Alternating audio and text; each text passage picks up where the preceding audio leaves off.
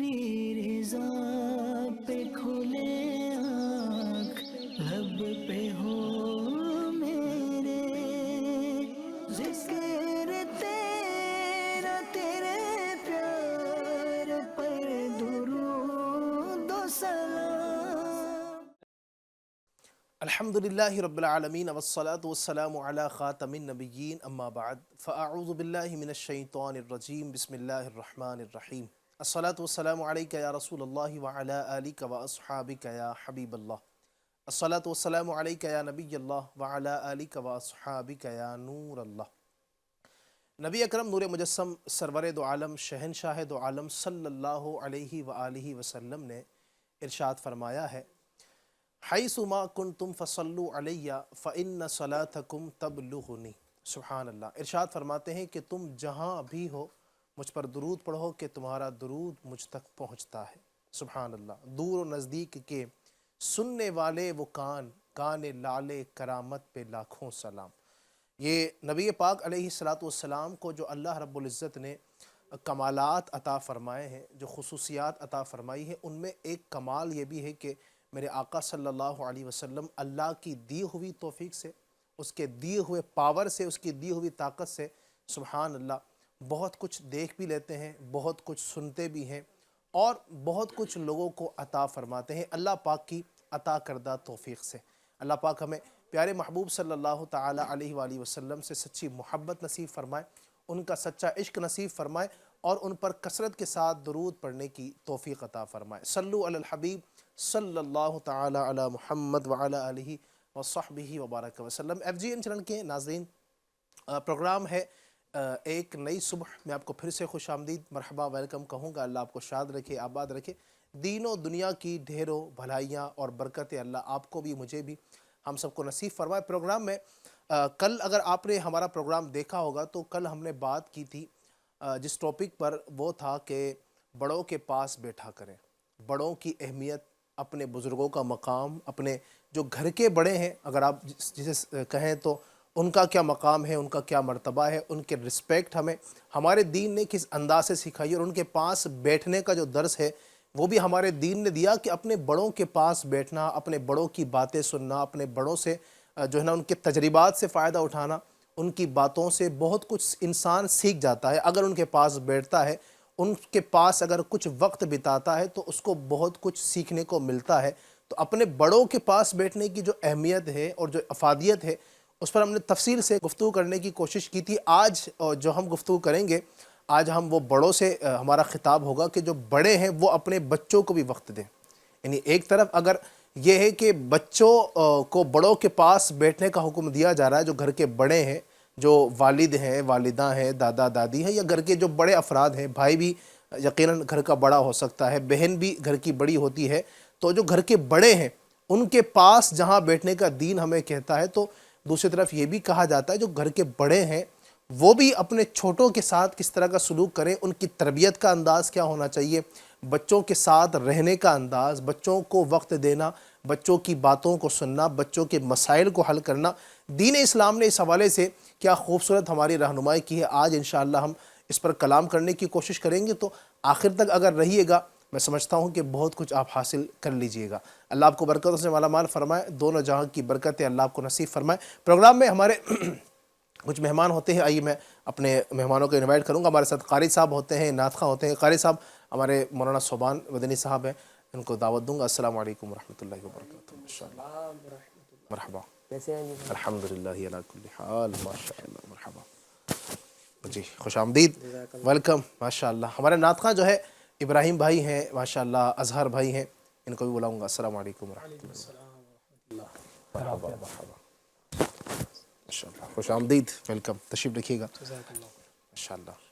السلام علیکم ورحمۃ اللہ وبرکاتہ، خوش آمدید، ویلکم، تشریف رکھیے گا۔ اللہ آپ کو برکتوں سے مالا مال فرمائے۔ قاری صاحب کی جانب بڑھتے ہیں اور تلاوت قرآن کریم انشاءاللہ پروگرام میں شامل کریں گے، پھر ہم اپنے نعت خوانوں کی جانب، مبلغین کی جانب بھی بڑھیں گے۔ آئیے بڑھتے ہیں تلاوت قرآن کریم کی جانب۔ اعوذ باللہ من الشیطان الرجیم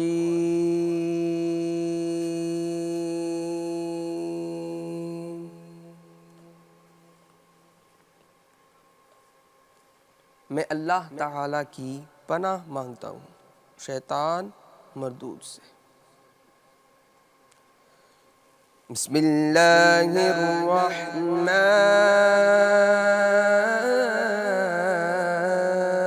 الرحیم۔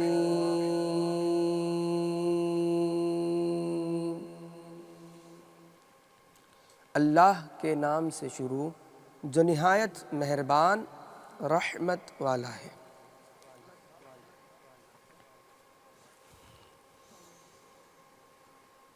لا يستوي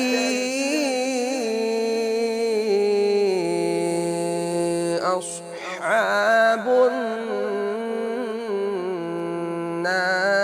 وأصحاب الجنة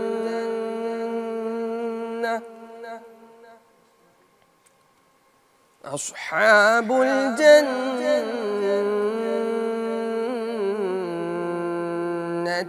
هم الفائزون۔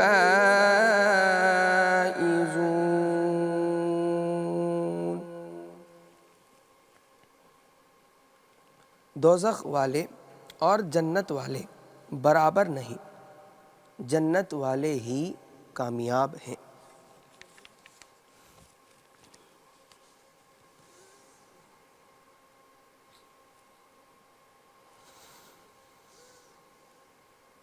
لو أنزلنا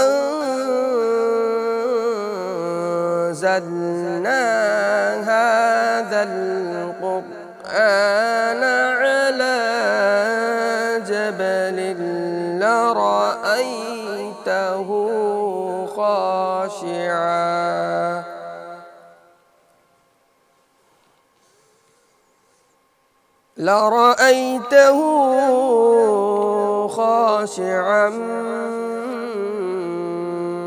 متصدعا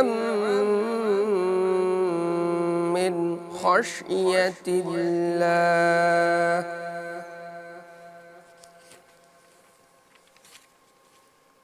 اگر ہم یہ قرآن کسی پہاڑ پر اتارے تو ضرور تم اسے جھکا ہوا اللہ کے خوف سے پاش پاش دیکھتے۔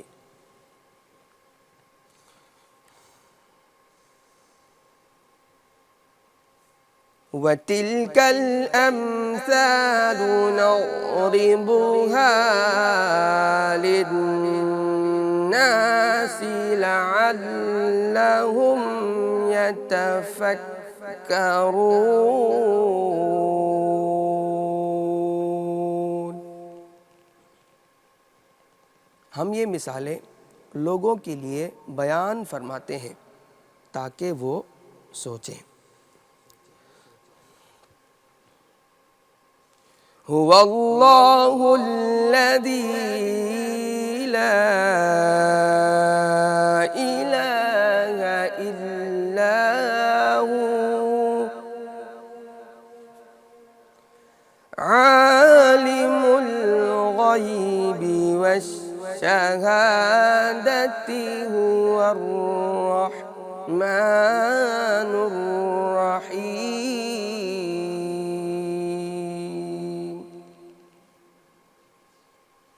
وہی اللہ ہے جس کے سوا کوئی معبود نہیں، ہر غیب اور ظاہر کو جاننے والا ہے، وہی نہایت مہربان بہت رحمت والا ہے۔ هو اللہ الذی لا الہ الا هو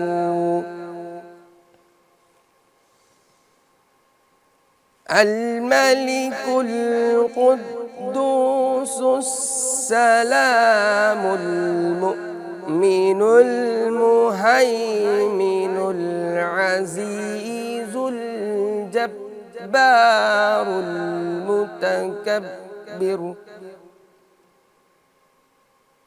وہی اللہ ہے جس کے سوا کوئی معبود نہیں، بادشاہ نہایت پاک، سلامتی دینے والا، امن بخشنے والا، حفاظت فرمانے والا، بہت عزت والا، بے حد عظمت والا، اپنی بڑائی بیان فرمانے والا ہے۔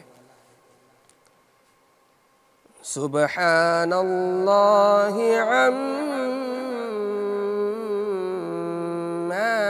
یشرکون، اللہ ان مشرکوں کے شرک سے پاک ہے۔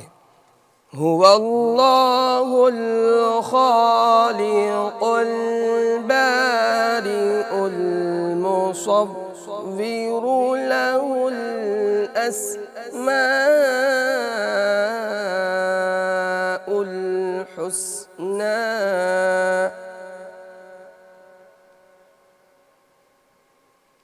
وہی اللہ بنانے والا، پیدا کرنے والا، ہر ایک کو صورت دینے والا ہے، سب اچھے نام اسی کے ہیں۔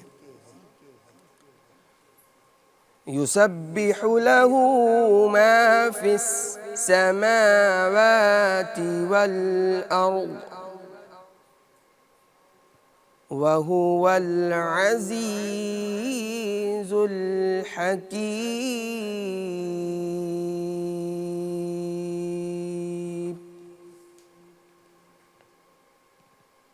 آسمانوں اور زمین میں موجود ہر چیز اسی کی پاکی بیان کرتی ہے، اور وہی بہت عزت والا، بڑا حکمت والا ہے۔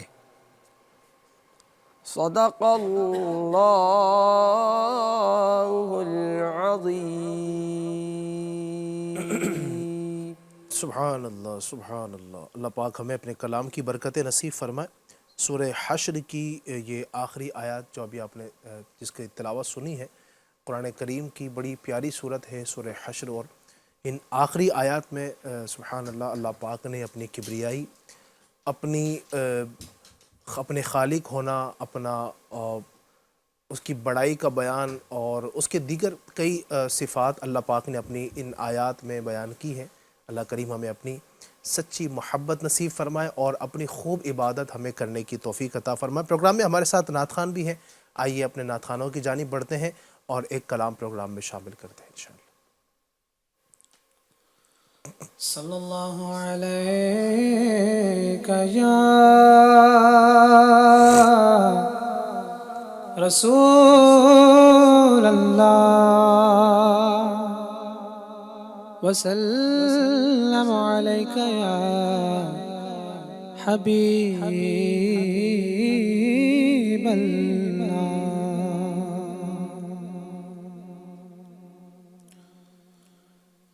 حرز جاں ذکر شفاعت کیجئے،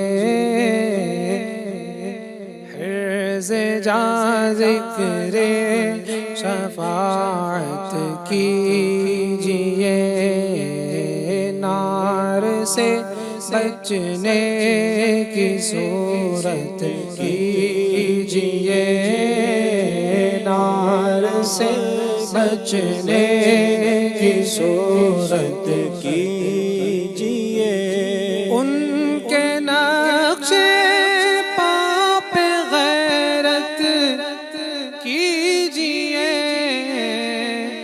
ان کے نقش پا پہ غیرت کیجئے، آنکھ سے چھپ کر زیارت کیجئے، آنکھ سے چھپ کر زیارت کیجئے، حرز جاں ذکر شفاعت کیجئے، جس کا حسن اللہ کو بھی بھا گیا،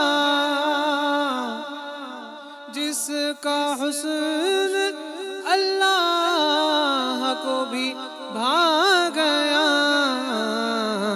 ایسے پیارے سے محبت کیجئے، ایسے پیارے سے محبت کیجئے حرز جا ذکر شفاعت کیجئے حی باقی جس کی کرتا ہے ثنا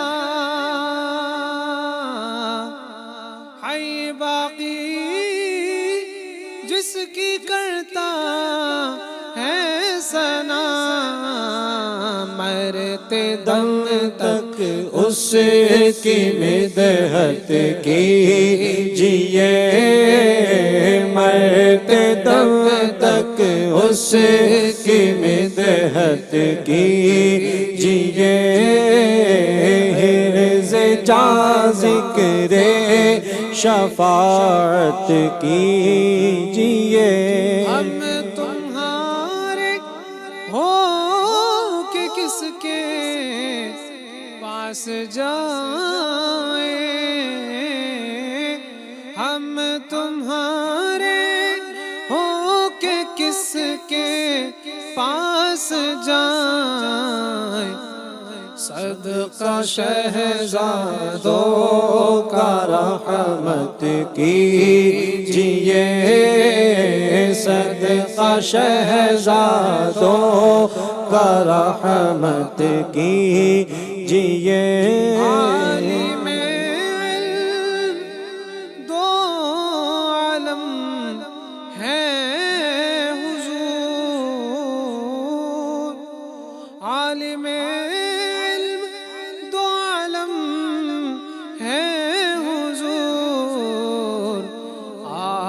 سے کیا عرض حاجت کیجئے آپ سے کیا عرض حاجت کیجئے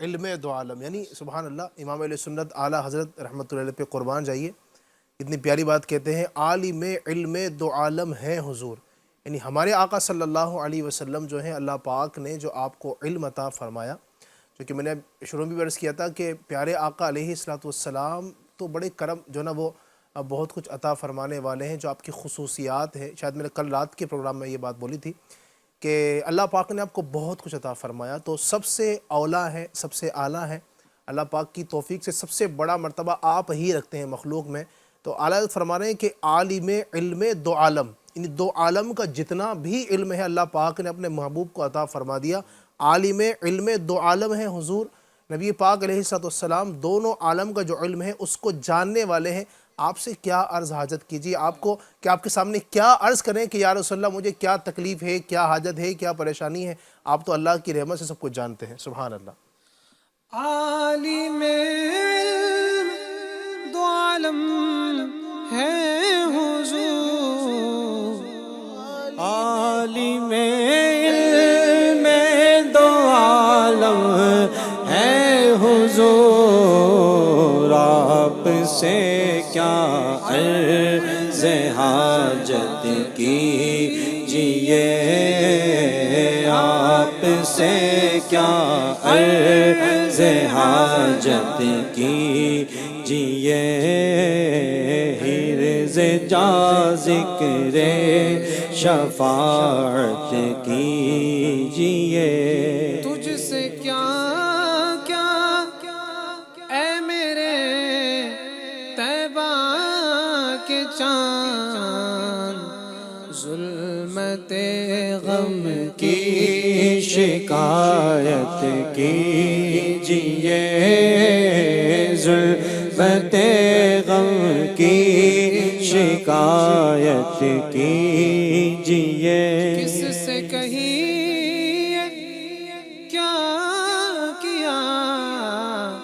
کیا ہو گیا کس سے کہیے کیا ہو گیا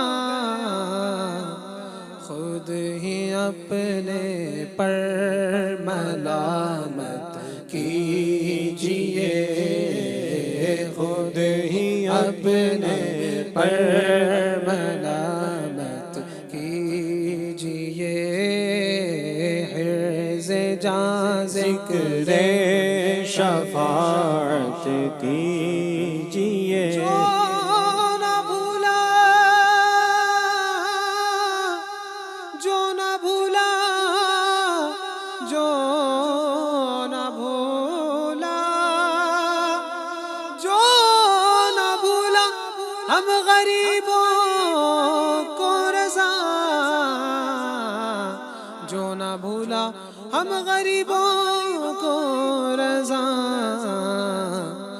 یاد اس کی اپنی عادت کیجئے، یاد اس کی اپنی عادت کیجئے، حرز جاں ذکر شفاعت کیجئے، نار سے بچنے کی صورت کیجئے۔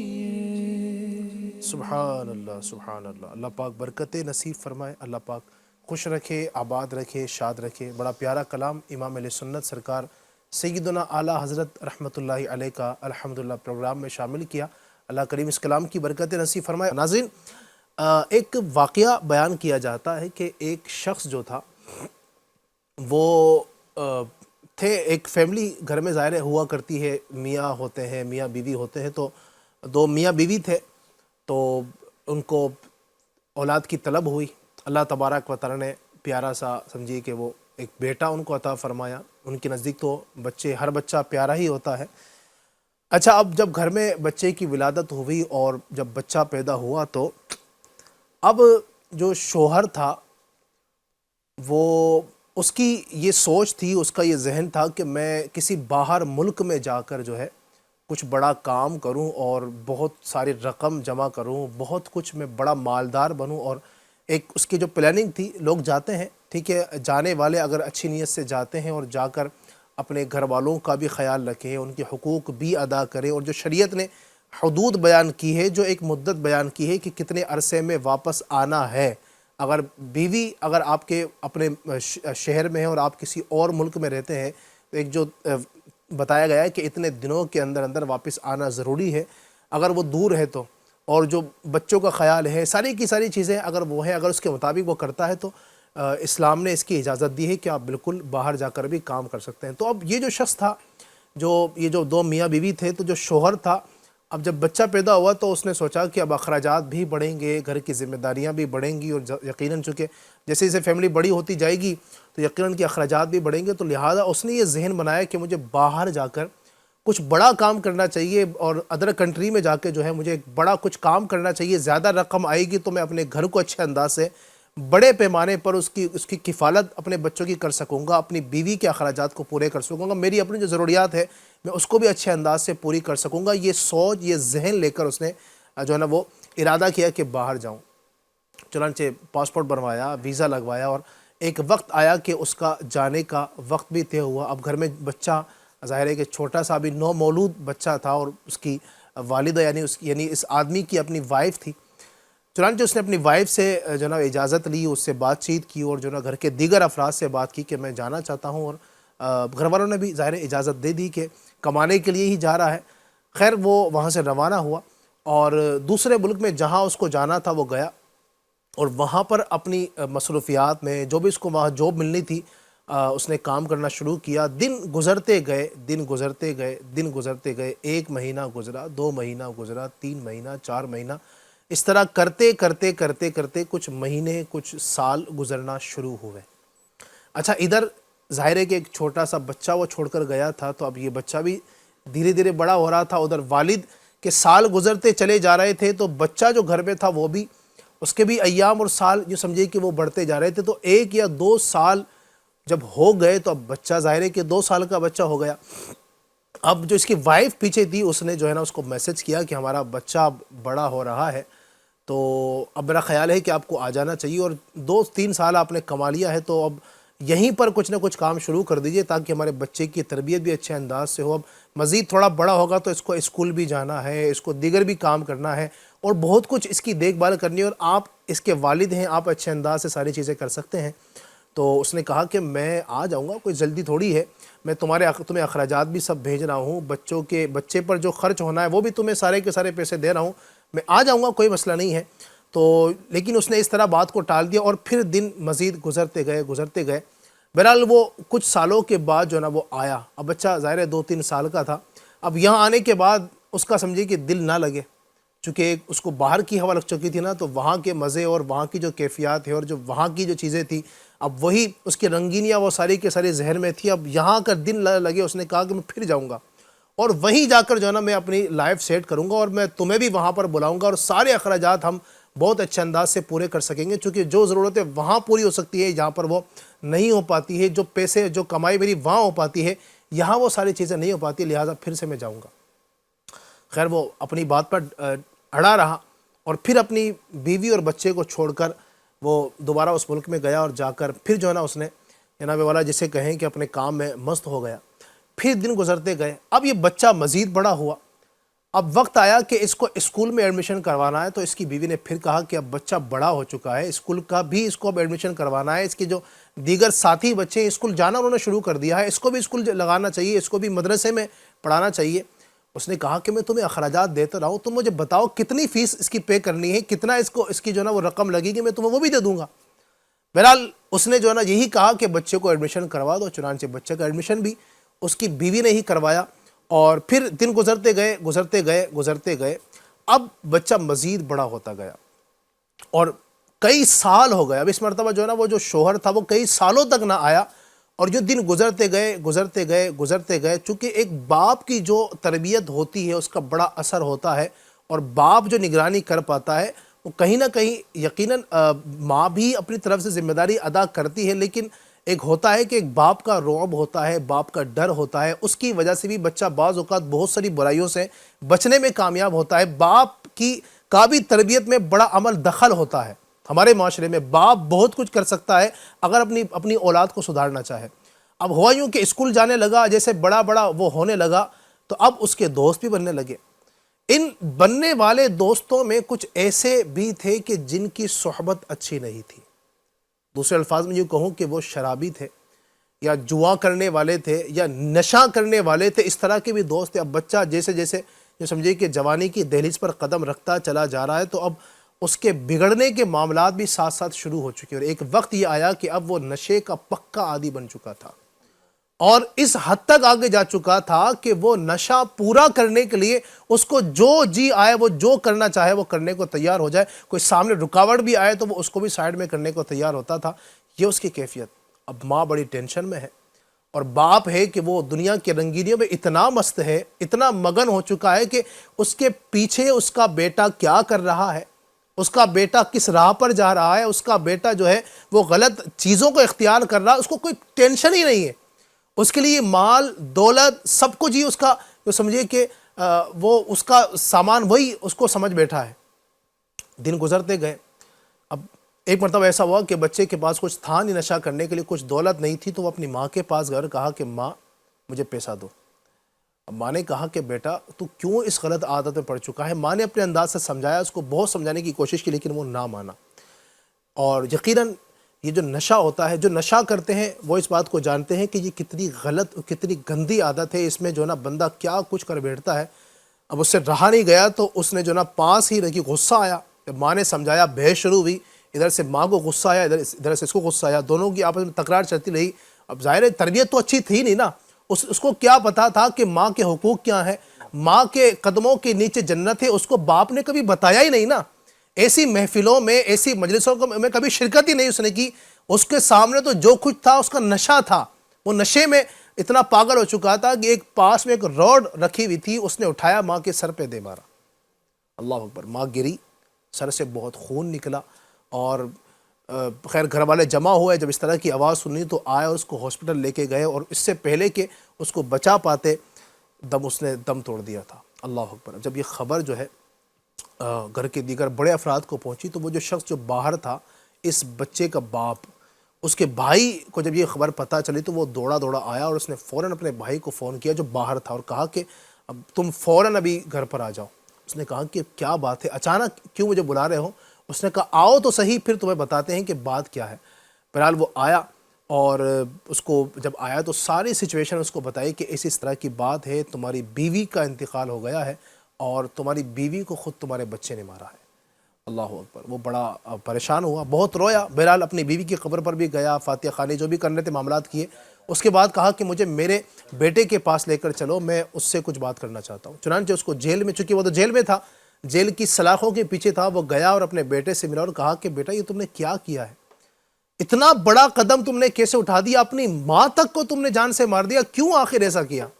بہت کچھ سمجھایا، بہت کچھ بات کی، دونوں باپ بیٹے یقیناً بہت دیر تک روئے بھی۔ بیٹے پر جب تھوڑا سا سمجھے کہ افاقہ ہوا تو اس نے کہا کہ ابا جان ایک بات کہوں، میں نے جو کچھ بھی کیا ہے اس کے پیچھے آپ کا ہاتھ ہے۔ جب باپ نے یہ سنا تو اس کے پیروں تلے زمین گویا کہ نکل گئی۔ اس نے کہا کہ میرا کس میں کیا ہاتھ ہے، میں تو یہاں تھا ہی نہیں، میں تو دوسری جگہ تھا، یہ سارا کا سارا تم نے کیا۔ اس نے کہا کہ ابا یہ اس لیے کہہ رہا ہوں کہ اگر آپ نے بچپن سے میری تربیت کی ہوتی، اگر مجھے وقت دیا ہوتا، مجھے سکھایا ہوتا، مجھے سمجھایا ہوتا کہ بیٹا ماں کا احترام کیا ہے، بڑوں کا ادب کیا ہے، بڑوں کی عزت کس طرح کرنی، اگر اچھی تربیت آپ نے کی ہوتی تو شاید میں آج اس مقام پر کھڑا نہ ہوتا۔ ناظرین، یہ ایک واقعہ ہے جو بیان کیا جاتا ہے اور سمجھنے والوں کے لیے اس میں بہت کچھ سمجھنے کا ہے۔ اولاد کی تربیت، اولاد کو ادب سکھانا، اولاد کو مینرز سکھانا، اولاد کو اچھے آداب سکھانا، یہ ماں باپ کی ذمہ داریوں میں سے ایک اہم ترین ذمہ داری ہے۔ آج کے معاشرے میں جو ہمارے سامنے ہو رہا ہے، بچوں کا انداز، گالیاں دینا، تو تڑاک کرنا، بڑوں کے ساتھ بے ادبی والے معاملات کرنا، یہ بچوں کی غلطی ہے، مانتا ہوں، لیکن بچے تو ظاہر ہے پیٹ سے نہیں سیکھ کر آتے نا سارے آداب، سکھانا تو ماں باپ نہیں ہے، تو کیا ماں باپ اس کے ذمہ دار نہیں ہیں؟ آج انشاءاللہ ہم اسی پر گفتگو کریں گے اور کوشش کریں گے کہ اس حوالے سے گفتگو کریں۔ آج ہم انشاءاللہ بڑوں کو سمجھانے کی کوشش کریں گے کہ اب اپنے بچوں کی تربیت کس طرح کرنی ہے، بچوں کو آداب کس طرح سکھانے ہیں، بچوں کو کیا سکھانا ہے، کیا نہیں سکھانا ہے، اس پر تفصیل سے گفتگو کریں گے۔ میں چاہوں گا کہ مظفر بھائی ہمارے ساتھ ہیں، اس پر کیا فرمائیں گے؟ رب العالمین والصلاة والسلام علی سید المرسلین، بسم اللہ الرحمن الرحیم وصلی اللہ علی محمد صلی اللہ علیہ وسلم۔ صلی اللہ علیہ وسلم۔ دل کے پھپھولے جل اٹھے سینے کے داغ سے، اللہ اکبر، اللہ۔ دل کے پھپھولے جل اٹھے سینے کے داغ سے، اس گھر کو آگ لگ گئی گھر کے چراغ سے۔ یقیناً یہ ان گھروں کی کہانی ہے کہ جن کی بگڑی ہوئی اولاد نے پورے گھر کو برباد کر دیا، کہ گھر کا چراغ گھر کی روشنی بڑھانے کا سبب بننا چاہیے، لیکن اسی چراغ نے جو ہے نا گھر کو آگ لگا دی۔ ایسے ہی یہ اس کو سنبھالنے والوں کی بے توجہی اور اس کے جو سرپرست ہیں، اس کے والدین ہیں، یہ ان کی تربیت میں ناکامی کا ایک سبب ہے کہ جس انداز سے ایسی اولاد اور اس کے ایسے رویے ظاہر ہوتے ہیں۔ اور آج جو ہے وہ اولاد کے اندر ماں باپ کی طرف سے بہت ساری چیزیں آتی ہیں پیدائشی طور پر، اور پھر آہستہ آہستہ پروان چڑھتے ہوئے ماں باپ کے اثرات کو جو ہے نا وہ بچہ قبول کرتا ہے۔ کہا جاتا ہے کہ جو بچہ سیکھ رہا ہوتا ہے نا تو اس کی جو شخصیت بن رہی ہوتی ہے، بچہ بالکل ایک دم سادہ، بالکل کاغذ ہوتا ہے، بالکل سادہ جو ہے آئینہ اس کو امام غزالی رحمۃ اللہ تعالی نے قرار دیا ہے کہ اس پر ابھی نقش و نگار تو کچھ بنے نہیں ہے، لیکن وہ ایسی کنڈیشن میں ہے کہ وہ ایبزارب کرنے کی، لوگوں سے حاصل کرنے کی اس کے اندر بہت ساری صلاحیت موجود ہے۔ جیسا جیسا اس پر نقش و نگار بنایا جائے گا نا ویسا وہ قبول کرتا جائے گا۔ تو اب والدین کا اتنا بڑا رول ہے، قرآن پاک میں اس کی طرف اشارہ کیا گیا، یا ایھا الذین آمنوا قوا انفسکم واہلیکم نارا، اے ایمان والو اپنی جانوں اور اپنے گھر والوں کو اس آگ سے بچاؤ جس کا ایندھن آدمی اور پتھر ہے۔ جی۔ اگر آج سوسائٹی پر غور کرے، کتنے ایسے ماں باپ ہوں گے جو بچے کو نماز کی تلقین کرتے ہوں گے کہ بیٹا نماز پڑھنا ضروری ہے۔ ہماری اسلامی تعلیمات میں تو ہے کہ بچہ 7 برس کا جب ہو جائے تب سے اس کو نماز سکھاؤ، اور 10 برس کا ہو جائے اور نہ پڑھے تو اس کو سختی کر کے جو ہے نا نماز کا عادی بناؤ. یعنی ابھی نماز فرض نہیں ہوئی ہے لیکن پہلے ہی سے بچے کو نماز سکھانا ہے, پہلے سے اس کی عادت ڈلوانا ہے. اسی طرح جیسے اس کے اندر روزہ رکھنے کی طاقت جو ہے بدن کے اندر پیدا ہو جائے تو اس سے روزہ رکھوایا جائے. یعنی جو فرض کا مرحلہ آنا ہے, جب روزے فرض ہونے ہیں, جب نماز فرض ہونی ہے, اس سے پہلے بچہ نماز کا عادی ہو چکا ہو, اس سے پہلے روزے کا عادی ہو چکا ہو. لیکن آج کیا انداز ہے, نہ والدین کو پڑی ہے کہ ہمیں جہنم سے بچنا ہے, نہ والدین نماز کے پابند ہے. والدین کیا ذہن دے رہے, بھائی پیسہ ہے نا بہت بڑی چیز ہے, مال کمانا یہ سب سے امپورٹنٹ چیز ہے.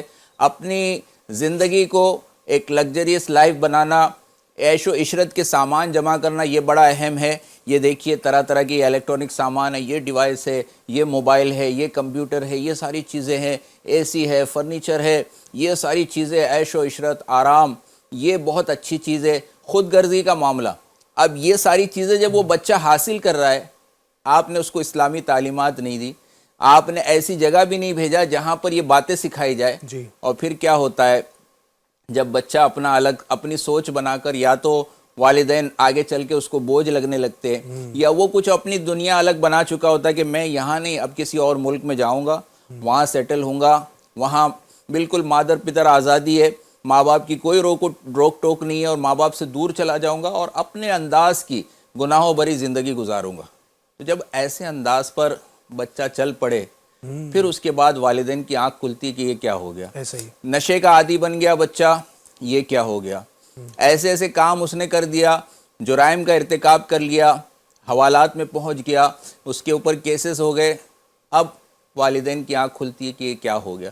یہ غور پہلے ہی کرنا پڑے گا کہ ہمارا بچہ ایسے راستے پر نہ جائے, وہ کیا کر رہا ہے, وہ کس کے ساتھ وقت گزار رہا ہے, اس کی زندگی کیسے چل رہی ہے, وہ گھر میں کیسا ہے, وہ باہر کیسا ہے, وہ کیا اثرات قبول کر رہا ہے. یہ اس کو ایگزامن کرنا ہوگا, اس کو دیکھتے رہنا ہوگا. اب یہ نہیں ہے کہ والدہ اپنے کام میں لگی ہے اور والد صاحب کسب معاش میں لگے, بھائی صبح سے رات تک میں جا رہا ہوں, محنت کر رہا ہوں, میرے پاس تو کام نہیں ہے. اب جب ایسا معاملہ کچھ ہو بھی جاتا ہے نا, تو یہ والدین ریزن اس کا جو ہے نا ایک دوسرے کے اوپر ڈالتے ہیں. ایسا ہی ہے بھائی وہ ماں گھر میں تھی, ساتھ میں اس کو دیکھنا تھا, اب ماں یہ کہے گی میری اتنی کہاں سنتا ہے, میرا اتنا مطلب کیا اس کے اوپر روب, اس کے والد نے اس کے اوپر توجہ نہیں دی. اب یہ دونوں کو مل کے کرنا ہوگا, تب جا کے کوئی معاشرہ جو ہے وہ سدھار کی طرف, اور اپنا گھر جو ہے اور اپنی اولاد کو ہم اچھائی کی طرف لے جا سکیں. یہ تو دونوں کی ہی ذمہ داری ہے, اس میں تو کوئی دو رائے نہیں ہے کہ ماں کا بھی کردار ہوتا ہے اور باپ کا بھی کردار ہوتا ہے. یہ دونوں کی ذمہ داری ہے. قو انفسکم و اہلیکم نارا, جو آیت کریمہ تلاوت کی, جو اللہ پاک نے ارشاد فرمایا کہ اپنے گھر والوں کو اور اپنی جانوں کو جہنم کی آگ سے بچاؤ. تو یہ تو ہماری ذمہ داریوں میں شامل ہے نا, یہ تو ہمیں کرنا ہوگا.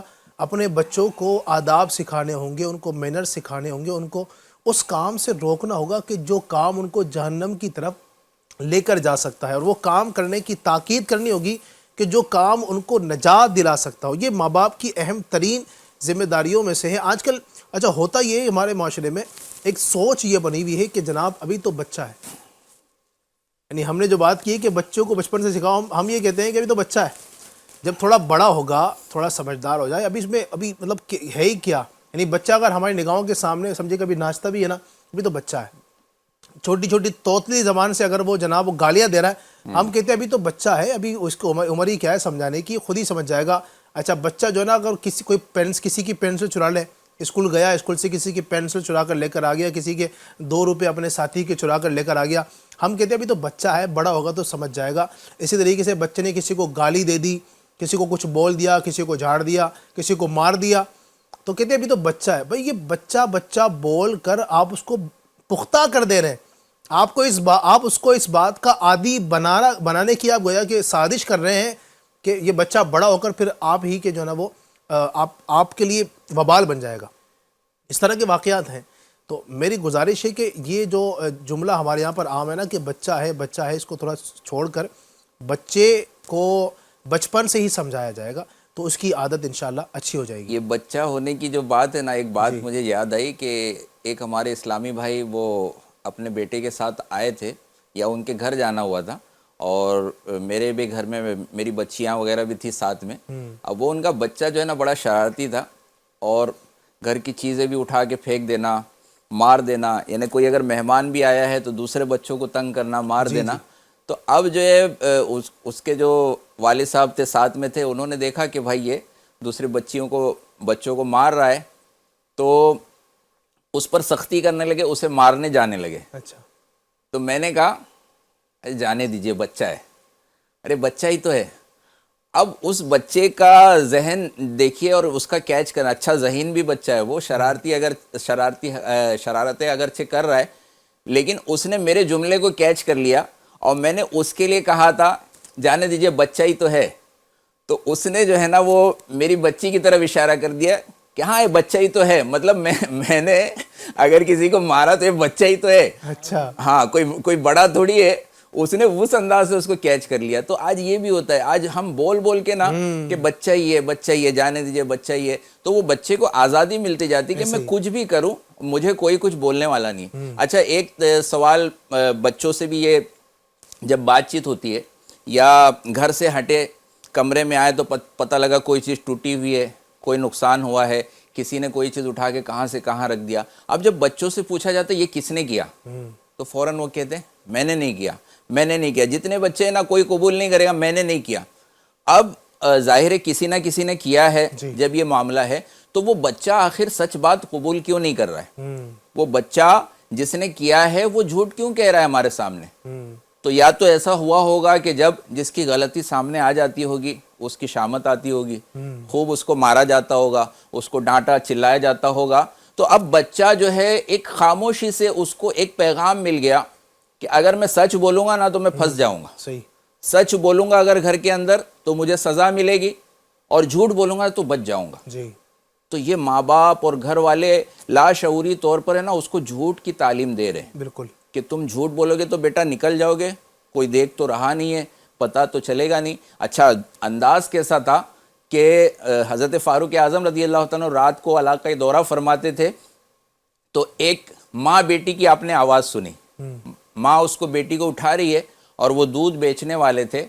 بیٹی کو اٹھا کر کہہ رہی ہے کہ بیٹی اٹھو اور دودھ میں پانی ملا دو. بیٹی کہہ رہی ہے امی جان, امیر المومنین حضرت فاروق اعظم رضی اللہ تعالیٰ عنہ نے تو بیچنے والے دودھ میں پانی ملانے سے منع کیا ہے. ہاں, خود پینا ہے, خود گھر میں استعمال کرنا ہے تو کوئی حرج نہیں, لیکن جو بیچنا ہے لوگوں کو دودھ بول کر بیچنا ہے تو اس میں پانی ملانا, ملاوٹ کرنا, اس سے منع کیا گیا ہے. تو اس کی ماں کہتی ہے کہ بیٹی ابھی تو لوگ سوئے ہوئے ہیں, اور ابھی تو ہم اپنے گھر میں ہیں, اور امیر المومنین عمر بن خطاب کہاں دیکھ رہے ہیں, ہمیں کہاں دیکھ رہے ہیں کہ ہم ان کے حکم کی خلاف ورزی کر رہے ہیں. تو بیٹی کیا جواب دیتی ہے, امیر المومنین حضرت عمر بن خطاب رضی اللہ تعالیٰ نہیں دیکھ رہے تو کیا ہوا امی جان, اللہ تعالیٰ تو ہمیں دیکھ رہا ہے. کیا بات ہے. بچے کے دل میں اگر یہ بات بٹھائی جائے کہ بیٹا انسانوں سے, ہم جیسے لوگوں سے تم جھوٹ بولو گے تو بات تو چھپا لو گے, لیکن اللہ تعالیٰ دیکھنے والا ہے. اللہ تعالیٰ سے کوئی بات چھپی نہیں ہے, ہر کھلے اور چھپے کا جاننے والا ہے. ہر ظاہر اور بات جو چھپی ہوئی چیز ہو یا پوشیدہ ہو یا ظاہر ہو, ہر چیز جو ہے وہ اللہ تعالیٰ اس کا جاننے والا ہے. تو اس سے تو اس کی بارگاہ سے تو کوئی بات چھپی نہیں رہ سکتی. تو بندہ جھوٹ نہ بولے, بلکہ گھر میں والدین کو تعلیم دینی چاہیے. ہم لوگ بھی کوشش کرتے کہ بیٹا اگر کوئی غلطی ہو جائے, کوئی نقصان ہو جائے تو سچ بات کہہ دینا, تو تمہیں سزا نہیں ملے گی. سچ بات بول دو گے تو سزا نہیں ملے گی. جھوٹ پر بندہ قائم نہ رہے. اسی طرح بعض اوقات بچے جو نا دوسروں کا نام لیتے ہیں, میں نے نہیں کیا, اس نے کیا, یہ میں نے نہیں توڑا, اس نے توڑا. جھوٹی بات کرنا, جھوٹی تہمت لگانا, اور الزام تراشی کسی اور کے اوپر کر دینا, یا اپنا خود کر کے دوسرے کے سر ڈال دینا, یہ بھی آج گھر سے معاملہ ہو رہا ہے. اس کے بھی اگر ریزنز ہم دیکھیں گے نا, تو والدین بعض ایسے ہیں جو اپنی اولاد میں اپنے ان کے سلوک کے جو ہے معاملے میں نا فرق کرتے ہیں. بیٹے کو زیادہ اہمیت دے دی, بیٹی کو کم دے دی. یا عام طور پر گھروں میں یہ ہے کہ جو سب سے چھوٹا بچہ ہوتا ہے, بیٹا ہو یا بیٹی, سب سے آخر میں جو آیا, اب وہ سب سے زیادہ لاڈلا ہوتا ہے. وہ سب سے زیادہ, تو وہ خود بھی یہ دیکھ لیتا ہے کہ میری بہت زیادہ چلتی ہے, میں جو فرمائش کروں گا پوری ہو جائے گی, میں شکایت کروں گا تو یہ بڑے بھائی بہنوں کو مار پڑ جائے گی. تو وہ اپنے انداز چلاتا جاتا ہے. اچھا, یہ سلوک کی وجہ سے والدین جب فرق کرتے ہیں تو اس وجہ سے دوسرے جو بھائی بہن ہیں ان کے دل میں جو ہے نا ایک طرح کا حسد پیدا ہوتا ہے، صحیح، جلن پیدا ہوتی کہ یہ آ گیا نا، جب سے پہلے ابا جو ہے مجھے گودی میں اٹھاتے تھے، مجھے چیزیں لا کے دیتے تھے، لیکن جب سے یہ آ گیا ہے نا اب مجھے پیار نہیں کرتے، صحیح، اب میری بات نہیں سنتے تو اب وہ کسی نہ کسی وجہ سے اس کے اوپر کوئی نقصان کر کے اس کے اوپر الزام لگا دینا، یہ ساری چیزیں کرنا، تو یہ والدین کو سوچنا چاہیے اور بچوں کے درمیان بھی بالکل عدل و انصاف کرنا چاہیے۔ ایک عورت سرکار صلی اللہ علیہ وسلم کی بارگاہ میں حاضر تھی اور 2 بیٹیاں تھیں اس کی، سرکار صلی اللہ علیہ وسلم کی بارگاہ سے ایک کھجور ملتی ہے اس کو، تو وہ کھجور کے 2 ٹکڑے کر کے دونوں بیٹیوں کو دیتی ہے۔ ہاں، کیا بات، تو ایسا عدل و انصاف جو ہے نا بچوں کے درمیان بھی، اولاد کے درمیان رکھنا چاہیے۔ پھر یہ الگ بات ہے کہ بھائی جو تقوی پرہیزگاری میں آگے بڑھے تو وہ زیادہ پیارا ہوتا ہے، لیکن احساس اور انداز، کوئی تقسیم کرنے میں کوئی معاملہ ہو، پیار کرنے میں، بلکہ بوسہ لینے میں بھی، بچوں کو اگر چومنے کا بھی معاملہ ہو نا، تو جس طرح سے جتنی مرتبہ اولاد کو ایک بیٹے کو جتنا چوما اتنا دوسرے کو بھی چومنا چاہیے، ایک بیٹی کو جتنا جیسی پیار کیا دوسری کو بھی کرنا چاہیے، تاکہ ان کے درمیان کوئی فرق کا معاملہ نہ رہے۔ ماشاءاللہ، یقیناً یہی تعلیمات نبوی صلی اللہ علیہ وسلم۔ حضرت ایک صحابی حضرت عمر بن ابی سلمہ رضی اللہ عنہ، یہ جب چھوٹے تھے، نبی پاک کا تربیت کا انداز، نبی پاک کا سمجھانے کا انداز، ہم بھی بچوں کو سمجھاتے ہیں، کیونکہ آج ہماری جو گفتگو ہے وہ ہے بچوں کی تربیت، بچوں کو سمجھانا۔ بچوں کو سمجھاتے بھی ماں باپ، یعنی ایسا نہیں کہ نہیں سمجھاتے، ایک تو وہ ہے جو سمجھاتے ہی نہیں ہے، یعنی بالکل آزاد چھوڑ رکھا ہے کہ جو تمہارے جی میں آئے کرو، کوئی روک ٹوک نہیں، کوئی سمجھانا نہیں ہے، بچہ اچھا کر رہا ہے، بچہ غلط کر رہا ہے۔ اچھا، پھر یہ بھی ہوتا ہے کہ ماں باپ جس کو اچھا سمجھتے ہیں ان کے نزدیک وہ اچھا ہے، اور جو ان کے نزدیک برا ہے وہ ان کے نزدیک برا ہے۔ مثال کے طور پر شراب پینا ان کے نزدیک برا ہے کہ ہاں یہ برا ہے، اس کے علاوہ وہ بھلے نمازیں چھوڑیں، ان کے نزدیک چونکہ وہ خود ہی بے نمازی ہے تو بچوں کو کیا نماز سکھائیں گے، ٹھیک ہے۔ جھوٹ، وہ خود کاروبار میں جھوٹ بول رہے ہوتے ہیں صبح سے شام تک، تو بچے بھی جھوٹ بولیں ان کو فرق نہیں پڑتا ہے۔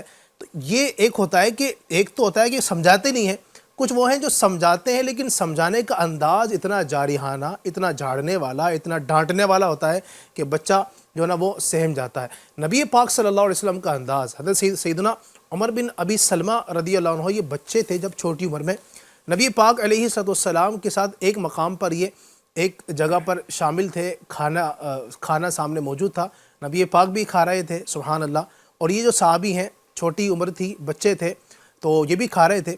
اب کھانے کے دوران جو ہے نا ان کا ہاتھ جو ہے وہ پلیٹ کے مختلف حصوں میں جا رہا ہے۔ بچوں کا انداز ہوتا ہے نا، کبھی وہاں سے اٹھائے گا، بچے کبھی وہاں سے اٹھاتے ہیں، کبھی بوٹی ہے تو وہاں سے اٹھائیں گے، کبھی روٹی وہاں پڑی ہے تو وہ اٹھائیں گے، اچھا سالن بھی ہے تو سالن میں کبھی اس کنارے سے کھائیں گے، کبھی اس کنارے سے کھائیں گے، کبھی اس کے سامنے سے، تو بچوں کا انداز ہوتا ہے۔ تو وہ جو صحابی ہیں، بچے تھے، نبی پاک کے سامنے کھا رہے تھے، تو ان کا یہ انداز تھا، کبھی یہاں ہاتھ کبھی وہاں جا رہا ہے، سبحان اللہ۔ نبی پاک کا انداز جو ہے تربیت کا، وہ دیکھیے، میرے پیارے آقا علیہ السلام نے ارشاد فرمایا، یا غلام سم اللہ وکل بیمینک وکل مما یلیک، فرمایا اے بچے جب کھانا کھاؤ تو اللہ کا نام لو، اپنے دائیں ہاتھ سے کھاؤ اور اپنے سامنے سے کھاؤ۔ سبحان اللہ، کتنا پیارا انداز ہے۔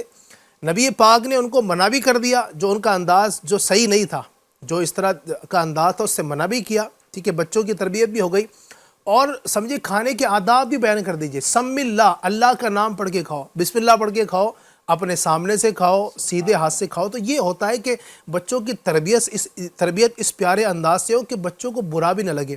یعنی ایسا ہونا چاہیے نا کہ جب باپ کچھ سمجھائے نا تو بچے خوش ہوں، اور بچے ان کی یہ خواہش ہو کہ میرا باپ ہمیں کچھ سمجھائے، ہمارے والد صاحب ہمیں کچھ باتیں بتائیں، کچھ دین کی باتیں بتائیں، یہ ہونا چاہیے۔ یعنی بچوں کو بوجھ نہ لگے، اب یہ والد صاحب کچھ سمجھانے آ رہے ہیں، اس کا مطلب اب سمجھے کہ کلاس لگنے والی ہے، تو یہ انداز ہمارا نہیں ہونا چاہیے، اور اللہ کرے کہ ہم اچھے انداز سے بچوں کی تربیت کرنے میں کامیاب ہو جائیں۔ اللہ پاک کرم فرمائے، رحم فرمائے۔ ناظرین کی فرمائشیں بھی ہمارے ساتھ ہوتی ہیں، اور جناب والا بہت کچھ ہوتا ہے، تو چلیے ہم ناظرین کی فرمائشوں کی جانب بڑھتے ہیں، دیکھتے ہیں کہ ہم سے کیا سننا چاہتے ہیں اور کیا ہم سے فرمائش کرنا چاہتے ہیں۔ میسیجز ہمارے پاس ہیں۔ خواجہ پیر اشرفی صاحب ہیں، السلام علیکم۔ وعلیکم السلام۔ پیش حق مجدہ شفاعت کا سناتے جائیں گے، یہ کلام سنا دیجیے۔ بنت غیاث الدین، سلام، وعلیکم السلام۔ والدہ کی صحت یابی کی دعا کیجیے گا، اللہ پاک آپ کی امی جان کو صحت دے، تندرستی دے، اللہ پاک شفا عطا فرمائے، اور اللہ پاک ان کو اچھا کرے۔ کبھی مایوس مت ہونا، یہ نعت شریف سنا دیجیے۔ خواجہ زین السلام علیکم. وعلیکم السلام. ہم سب کو حج و عمرہ کی سعادت نصیب ہو، دعا کی گزارش. اللہ پاک آپ کو بھی، مجھے بھی، ہم سب کو حج کی سعادت نصیب فرمائے. اللہ کرے کہ اسی سال ہمارا بلاوا آ جائے. نہال احمد انصاری ہیں. السلام علیکم ورحمۃ اللہ وبرکاتہ. وعلیکم السلام ورحمۃ اللہ وبرکاتہ. مجھے یہ کلام سنا دیجیے. تو شمع رسالت ہے، عالم تیرا پروانہ. جی ایان انصاری صاحب ہیں. السلام علیکم. وعلیکم السلام. ہمارا یہ سوال ہے کہ ہمارے عزیز دوست ہم سے ناراض ہیں، وہ ہمیں اگنور کر رہے ہیں، تو کیا کریں؟ ہم معافی مانگے کیا کریں؟ اگر ناراض ہے دوست تو اب دیکھ لی جائے کہ غلطی کس کی ہے. ہونا تو یہ چاہیے کہ جس کی غلطی ہے وہ آگے بڑھ کر معافی مانگ لے. غلطی یا تو آپ کی ہوگی یا جو دوست صاحب آپ کے ہیں ان کی طرف سے کچھ معاملہ ہوگا، تو جن کا بھی ہے وہ آپس میں معافی تلافی کر لیں. اور لیکن اس میں بڑا پن یہ ہے کہ اگر غلطی میری نہیں بھی ہے نا، میں پھر بھی جھک جاؤں.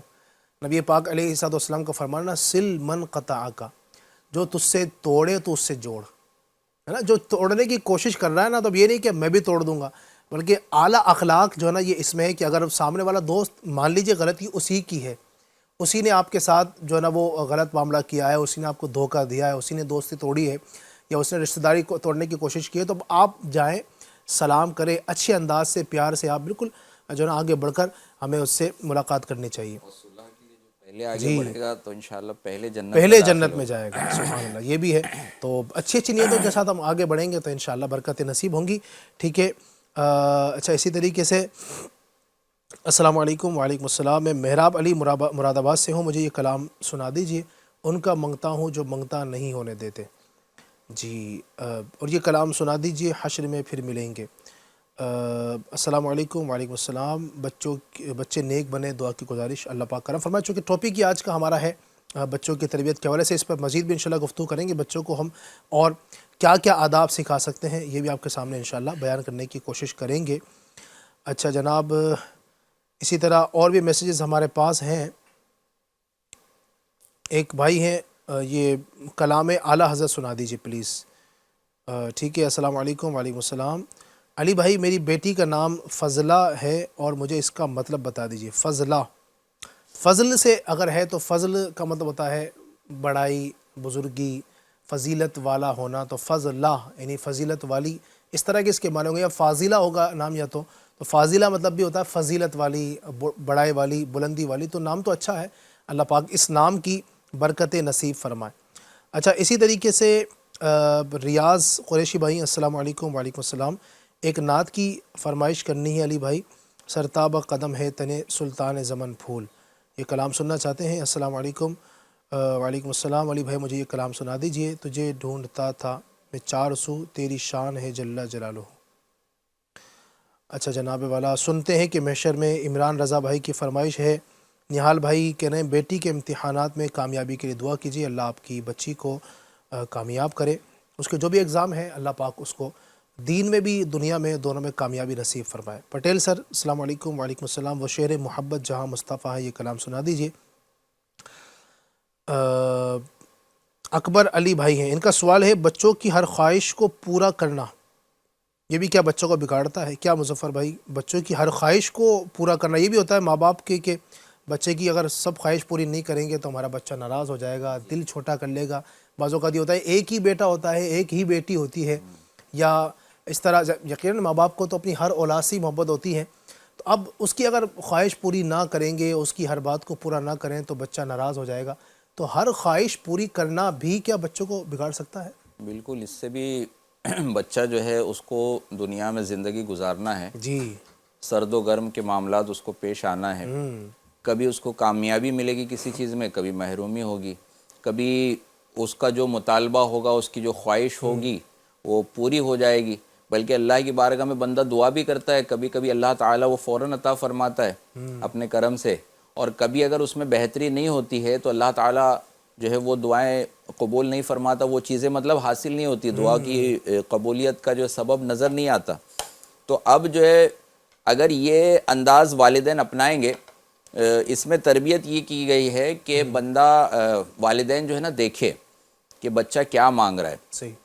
بچہ کیا مانگ رہا ہے، کیا چیز ہے. سب سے پہلے اگر وہ شریعت کے خلاف کوئی معاملہ ہے، اسلامی تعلیمات کے خلاف کوئی ایسی چیز ہے، جیسے گانے بجانے کے وہ آلات موسیقی کو مانگ رہا ہے، کوئی اور ایسی چیزیں بھائی جو جس کو استعمال کرنا یا جس کو مطلب خریدنا جائز نہیں ہے، استعمال کرنا جائز نہیں ہے، تو اس کو سمجھا کے اس کی تفہیم کی جائے۔ ایسا نہیں ہے کہ آپ کے بچے نے جو کہہ دیا بس آپ کو لا کر دینا ہے۔ پھر اگر وہ جائز مباح چیز مانگ رہا ہے تو اس میں اگر اس کو فوراً اس کی ہر کہی ہوئی بات کو پورا کر دیں گے، اس کو اگر ہم عادی بنائے اس کا نا کہ اس کے اندر صبر بھی پیدا ہو کہ بیٹا آپ کو یہ آپ کی جو چیز ہے اس کو پورا کریں گے، لیکن ابھی تھوڑا وقت ہے، ابھی تھوڑی مصروفیت ہے، تھوڑے عرصے کے بعد جو ہے اس کو میں لا کر دوں گا، تو بندے کے اندر جو ہے نا صبر بھی پیدا ہوگا۔ ٹھیک ہے آج نہیں ملی، کچھ دنوں بعد ملی تو وہ صبر کا بھی عادی بنے گا۔ اچھا کبھی کبھار ایسا ہوتا ہے کہ اس نے جو چیز مانگی بہت مہنگی ہے، تھوڑے عرصے بعد جو ہے وہ خراب ہو جائے گی، بہت مطلب کچھ اتنا وہ نہیں ہے، جیسے کھلونے وغیرہ کی طرف وہ مائل ہوا ہے، تو اب والدین صرف اس کو منع کرنے، ہر بار ہر چیز کو منع کرتے رہیں گے تو وہ بھی ایک الگ جو ہے شبیہ بن جائے گی والدین کی کہ میرے ابا جو ہے یہ تو کبھی کچھ دلاتے ہی نہیں ہے، جو بھی چیز بولوں گا یہ منع ہی کر دیتے ہیں، بھائی اس میں یہ پیسہ خرچ ہوگا، رقم خرچ ہوگی، یا تمہارے لیے فائدے کی چیز نہیں ہے، نقصان ہے، یہ تو مطلب ایسے ہی ہے۔ تو کبھی اس کو دلائے، کبھی اس کو سمجھائے، کبھی اس کے سامنے آپشنز رکھ دے، تم کیا چاہتے ہو، یہ کھیلنا ہے نا، یہ چیز ہے، اچھا یہ بھی چیز ہے کھلونا، یہ دوسری چیزیں بھی ہیں، یہ کچھ گیم، یہ جو کچھ ایسی چیزیں ہیں بلاکس وغیرہ بنانا، اس میں تمہاری کریٹیوٹی بڑھے گی، تمہارے جو ہے ذہانت بڑھے گی، تو وہ کھلونا جو وہ ٹوٹ جائے گا تم لے رہے ہو، اس کی بجائے نا تم اگر یہ لے لو گے تو یہ اچھا رہے گا، تو اس کو 2-3 آپشن دیے تو اس کی توجہ اور اس کا ذہن بھی کھلے گا کہ ہمیشہ کوئی بھی معاملہ، کوئی چیز لینے میں نہ صرف ایک ہی چیز پر سوئی نہ اٹک جائے، بلکہ اور بھی کئی آپشنز جو ہو سکتے ہیں تو اس کی طرف بھی نظر کرے۔ اس طرح سے بندے کو جو ہے کوشش حکمت کے ساتھ جو ہے نا والدین کو ڈیل کرنا چاہیے۔ اللہ پاک کرم فرمائے۔ مزید بھی فرمائشیں ہیں۔ السلام علیکم۔ وعلیکم السلام۔ علی بھائی یہ ناز سنا دیجئے، سرتابہ قدم ہے تن سلطان زمان پور۔ السلام علیکم۔ وعلیکم السلام۔ میں محمد علی، مجھے یہ کلام سنا دیجئے، کب گناہوں سے کنارہ میں کروں گا یا رب۔ السلام علیکم۔ وعلیکم السلام۔ میرا نام مفید ہے، مجھے یہ والا کلام سنا دیجئے، گناہوں کی عادت چھوڑا میرے مولا، اور میرے لیے آپ اللہ پاک سے دعا کر دیں، اللہ پاک آپ کو برکت نصیب فرمائے۔ میرے لیے بھی دعا کیا کریں اور اللہ پاک مجھے بھی نیک بنائے، اللہ اپنا خائف، اپنا خوف رکھنے والا مجھے اللہ پاک بندہ بنائے، اللہ پاک میری مغفرت فرمائے۔ کچھ دکھانا چاہ رہے ہیں ہمارے ناظرین کو، دکھائیے جی۔ نام ہے عمر فاروق، مجھے یہ نعت سنا دو، او کرم سرکار آدھو تو مجھے اتی اور تائی دنیا کے لوگوں کی اطاعت کی کوشش کرنی ہے۔ آپ مجھے یہ کلام سنا دیجئے، زے عزت و اطلاع محمد۔ ہم نے آنکھوں سے دیکھا نہیں ہے مگر ان کی تصویر یہ سینے میں موجود ہے، جس نے لا کر کلام الہی دیا وہ محمد مدینے میں موجود ہے۔ ہر صحابی نبی جنتی جنتی، سب صحابیات بھی جنتی جنتی، اور عمر فاروق بھی جنتی جنتی، عثمان غنی جنتی جنتی، حضرت سفیان بھی جنتی جنتی، اور عمر فاروق بھی جنتی جنتی، حضرت معاویہ بھی جنتی جنتی۔ ماشاءاللہ ماشاءاللہ، بچوں کی تربیت، گفتگو چل رہی ہے اچھی تربیت پر، ماشاءاللہ آپ نے سنا۔ اور یہ ہمارے اظہر بھائی کے بیٹے ہیں، سب سے پہلے والے جو تھے وہ آپ کے ماشاءاللہ جو سب سے پہلے جو بچہ تھا ماشاءاللہ بہت ہی، یعنی میں نے دیکھا ہے ان کو، اس سے پہلے پروگرام میں ایک مرتبہ لائے تھے آپ، تو مطلب جسے کہنا کہ عاشق رسول، اللہ پاک حضرت عمر فاروق کا صدقہ نصیب فرما۔ نام بھی عمر ہے اور بہت پیارا ماشاءاللہ، اس کا جو انداز ہے جو ناشیب پڑتا ہے تو بالکل وہ ایک دم جھومتا ہوا اور ایک دیوانہ وار ایک اس کا انداز ہوتا ہے۔ اللہ پاک حقیقی عاشق رسول، اللہ پاک ہماری نسلوں کو ہمیشہ عاشق رسول رکھیں، گستاخان رسول کے سائے سے بھی اللہ ہمارے بچوں کو، ہم موجودہ نسلوں کو بھی، آنے والی نسلوں کو بھی اللہ ہمیشہ محفوظ رکھے۔ تو یہ بھی ایک اچھی تربیت کا ہی اثر ہوتا ہے کہ بچے نعت پڑھتے ہیں، ورنہ آپ دیکھیں دنیا میں بڑی تعداد ان بچوں کی بھی ہے کہ جو اس کے برعکس ہیں، وہ جو ہے نا وہ جب بھی آپ دیکھیں گے تو وہ میوزک کی دھن پر جو لگے ہوتے ہیں اور چھوٹی چھوٹی وہ ٹانگیں لہرا لہرا کر جو ہے نا وہ اپنے انداز سے وہ سب کچھ معاملات کر رہے ہوتے ہیں، تو اچھی تربیت کریں گے. دیکھیے بچہ یاد رکھیے گا، جو بچہ پیدا ہوتا ہے نا وہ فطرت پر پیدا ہوتا ہے نا. جب بچہ پیدا ہوتا ہے تو فطرت پر پیدا ہوتا ہے. اب اس کو اچھا بنانا، اس کو بگاڑنا یہ ماں باپ طے کرتے ہیں. اس لیے تو فرمایا گیا نا کہ جو گود ہے نا، ماں کی گود، یہ بچے کی پہلی درسگاہ ہے، یہ اس کا پہلا اسکول، یہ جسے کہیں کہ اس کا پہلا مدرسہ یہ ماں کی گود ہے. یہ باپ کی شفقت جو ہے نا وہ اس کو سکھاتی ہے، ماں باپ سکھاتے ہیں. تو لہٰذا اپنے بچوں کو اگر ابھی سے ہم اس راہ پر لائیں، جو یاد رکھیے گا جیسے جیسے زمانہ آگے چلتا چلا جا رہا ہے، زمانہ نبوی صلی اللہ علیہ وسلم سے ہم دور ہوتے چلے جا رہے ہیں، فتنوں کا جو ہے نا وہ ظہور ہوتا چلا جا رہا ہے، فتنے بڑھتے ہی چلے جا رہے ہیں. آپ دیکھیے نا کہ جب آپ چھوٹے تھے، ہم چھوٹے تھے، تو خرابیاں اس وقت بھی تھی لیکن اتنی نہیں تھی جس وقت آج ہے. یعنی اتنے جو فتنے اللہ اکبر دن بدن آتے چلے جا رہے ہیں، تو ہماری بچیاں کس راہ پر جا رہی ہیں، ہمارے بچے کس راہ پر جا رہے ہیں. تو کیا جوان، کیا مطلب بچے بدکاریوں کے معاملات ہیں، شرابوں کے معاملات ہیں. تو یہ سب چیزیں جب آپ چھوٹے تھے تو یہ ساری چیزیں اس وقت بہت کم تھی. اس طرح کے کیس بہت کم سننے کو آتے ہیں. لیکن ابھی دیکھیں تو اللہ اکبر چھوٹے چھوٹے بچے ایسے کاموں کے اندر پڑ گئے کہ حیرانگی ہوتی ہے کہ یار یہ بچہ کیا کر کیا رہا ہے. تو آنے والا وقت اور بھی نازک ہے، اس لیے ابھی سے ریکویسٹ ہے کہ آپ بچوں کو دینی ماحول سے قریب کریں، دعوت اسلامی کے دینی ماحول سے وابستہ کریں گے تو انشاءاللہ آپ کے بچے اچھے بن جائیں گے. اللہ پاک ہمارے بچوں کو اچھا بنائے. آئیے کچھ کلاموں کی فرمائش جو تھی اس کو شامل کرتے ہیں. سنتے ہیں کہ محشر میں، سنتے ہیں محشر میں صرف ان کی رسائی ہے. سنتے ہیں محشر میں صرف ان کی رسائی ہے. گر ان کی رسائی ہے، گر ان کی رسائی ہے.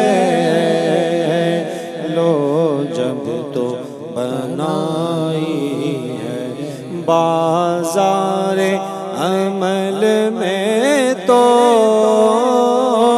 سودانہ بنا اپنا بازار عمل میں، تو آقا سودانہ بنا اپنا. سرکار کرم تجھ میں، سرکار کرم تجھ میں، عیبی کی سمائی ہے. سنتے ہیں محشر میں صرف ان کی رسائی ہے. اب آپ سنبھالیں تو آقا، اب آپ سنبھالیں تو کام اپنے سنبھل جائے. اب آپ سنبھالیں تو آقا کا اپنے سنبھل جائے. ہم نے تو کمائی سب، ہم نے تو کمائی سب، کھیلوں میں گوائی ہے. سنتے ہیں محشر میں صرف ان کی رسائی ہے. تو شمع رسالت ہے، عالم تیرا پروانہ. تو ماہ نبوت ہے،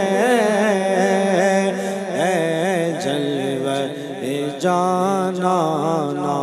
دل اپنے اپنا چمک اٹھے ایمان کی طلعت سے دل اپنا چمک اٹھے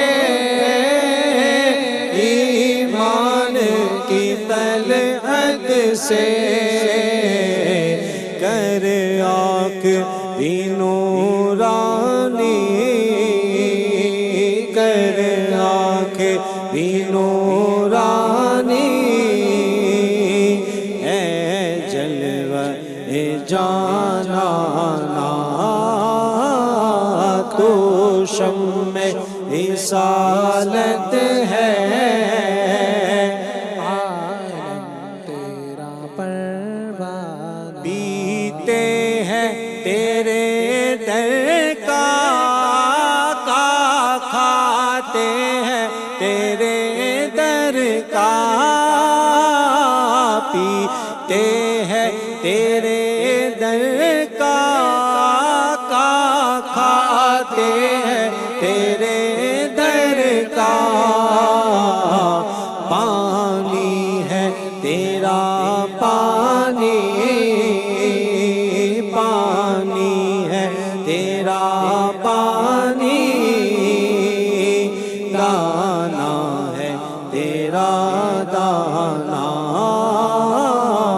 پانی ہے تیرا پانی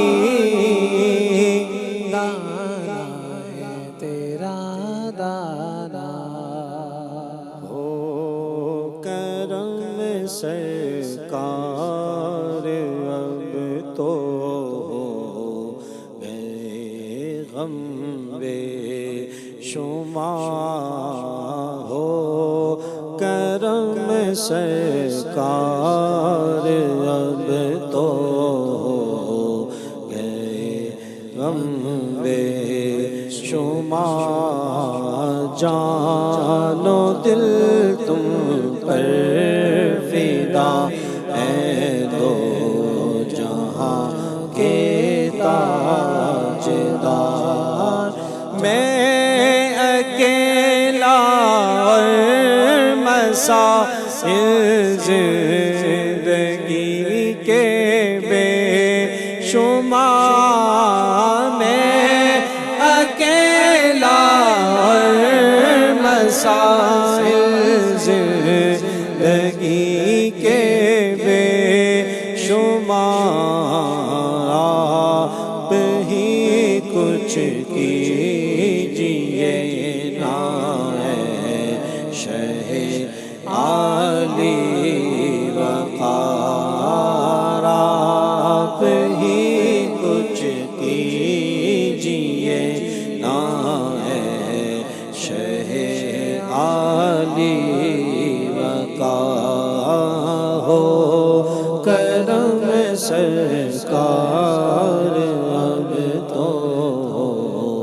گئے غم بے شمار یا رسول اللہ سن لیجئے میری فریاد کو یا رسول اللہ سن لیجئے میری فریاد کو کون ہے جو کہ سنے تیرے سوا میری پکار کون ہے جو کہ سنے تیرے سوا میری پکار وہ شہر محبت جہاں مصطفیٰ ہے وہیں گھر بنانے کو جی چاہتا ہے وہ شہر محبت جہاں مصطفیٰ ہے وہیں گھر بنانے کو جی چاہتا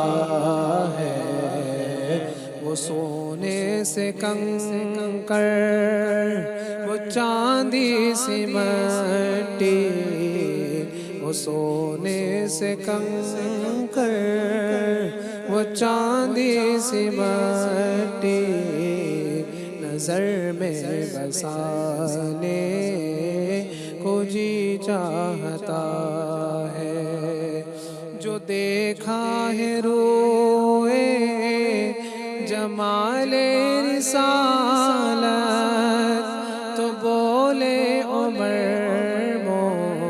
مصطفیٰ جان رحمت بڑی آپ سے دشمنی تھی مگر اب بڑی آپ سے دشمنی تھی مگر اب غلامی میں آنے کو جی چاہتا ان کا منگتا ہوں جو منگتا نہیں ہونے دیتے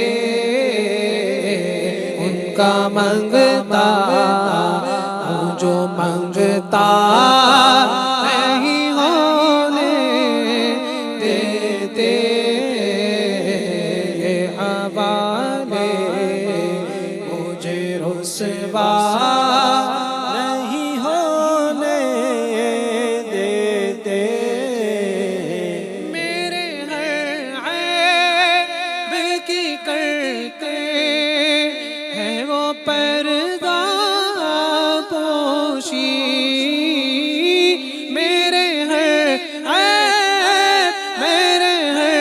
عیب کی کرتے ہیں وہ پردہ پوشی میرے جرموں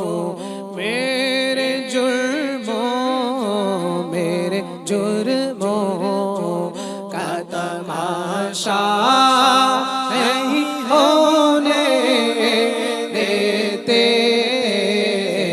میرے جرموں کا تماشا نہیں ہونے دیتے چمک تجھ سے پاتے سب پانے والے میرا دل بھی چمکا دے چمکانے والے برستا نہیں دیکھ کر ابر رحمت بدوں پر بھی برسا دے برسانے والے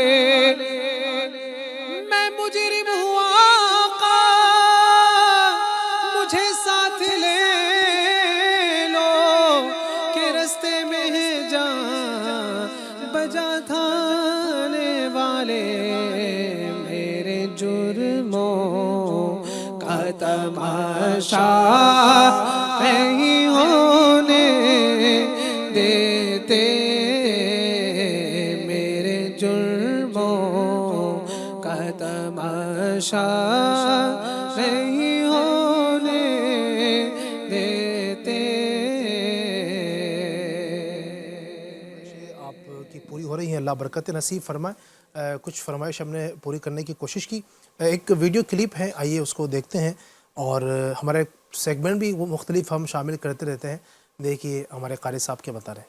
محترم ایف جی این چینل کے ناظرین، پروگرام ہے ایک نئی صبح اور سیگمنٹ ہے قرآنی معلومات۔ آج ہم ایک ایسی نعمت کا ذکر کرنے جا رہے ہیں جس کا ذکر قرآن و حدیث میں بھی موجود ہے اور انسانی صحت کے لیے بھی نہایت مفید ہے۔ جی ہاں، ہم بات کرنے جا رہے ہیں مچھلی کی، فش کی۔ محترم ایف جی این چینل کے ناظرین، مچھلی کا ذکر قرآن مجید میں صرف غذا کے طور پر استعمال نہیں ہوا، بلکہ عبرت، آزمائش اور نعمت کے طور پر بھی ذکر ہوا ہے۔ اگر ہم نعمت کی بات کریں تو اللہ تعالیٰ قرآن مجید میں ارشاد فرماتا ہے وَهُوَ الَّذِي سَخَّرَ الْبَحْرَ لِتَأْكُلُوا مِنْهُ لَحْمًا طَرِيًّا، وہی رب ہے جس نے تمہارے لیے سمندر کو مسخر کر دیا، تابع کر دیا، تاکہ تم اس میں سے تازہ گوشت کھاؤ۔ اب یہاں پر دیکھیں، لحمن طریہ سے مراد مفسرین فرماتے ہیں کہ مچھلی ہے۔ سبحان اللہ، کیا بات ہے۔ قرآن پاک میں مچھلی کو تازہ گوشت کہا جا رہا ہے۔ محترم FGN چینل کے ناظرین، یہ تھا مچھلی کا ذکر نعمت کے طور پر۔ اگر ہم آزمائش کے طور پر بات کریں تو آپ نے حضرت یونس علیہ السلام اور مچھلی کا قصہ تو سنا ہی ہوگا۔ حضرت یونس علیہ السلام مچھلی کے پیٹ میں جاتے ہیں اور آپ 40 دن تک مچھلی کے پیٹ میں رہتے ہیں، بالآخر وہ مچھلی آپ کو اگل دیتی ہے۔ تو یہ واقعہ بھی ہمیں عظیم سبق دیتا ہے آزمائش کا اور صبر کا۔ اسی طریقے سے اگر ہم عبرت کی بات کریں تو حضرت داؤد علیہ السلام کی قوم کا ذکر ہے قرآن پاک میں۔ یہ واقعہ تفصیل کے ساتھ موجود ہے قرآن میں۔ حضرت داؤد علیہ السلام نے اپنی قوم کو ہفتے کی دن یعنی سیٹرڈے کو مچھلی کا شکار کرنے سے منع کر دیا، مگر وہ قوم ہفتے کی دن سیٹرڈے کو مچھلی کا شکار کرنے سے باز نہ آئی، جس کی وجہ سے وہ عبرت کا نشاں بن گئی اور عذاب الہی نے آ لیا اور یوں وہ قوم تباہ و برباد ہو گئی۔ میرے محترم FGN چینل کے ناظرین، یہ تو تھی قرآن پاک کی بات کہ قرآن پاک میں مچھلی کا ذکر کہاں کہاں کس طور پر ہوا ہے۔ اگر ہم حدیث کی بات کریں تو الحمدللہ مچھلی یہ سنت مصطفیٰ سے ثابت ہے۔ جی ہاں، میرے آقا علیہ السلام نے فرمایا، جس کا خلاصہ ہے کہ جنتیوں کا جنت میں سب سے پہلا کھانا یہ مچھلی کی کلیجی کا کنارہ ہوگا۔ اب ذرا ہم بات کر لیتے ہیں کہ مچھلی کھانے سے انسان کے جسم کو کیا فوائد حاصل ہوتے ہیں، اس کے کیا طبی فوائد ہیں۔ تو کتابوں کے اندر آتا ہے، ماہرین کہتے ہیں، اطباء کہتے ہیں کہ مچھلی یہ انسان کے لیے نہایت ہی اہم اور مفید غذا ہے۔ مچھلی کے اندر بعض اجزاء ایسے پائے جاتے ہیں جو کسی اور گوشت میں نہیں پائے جاتے ہیں۔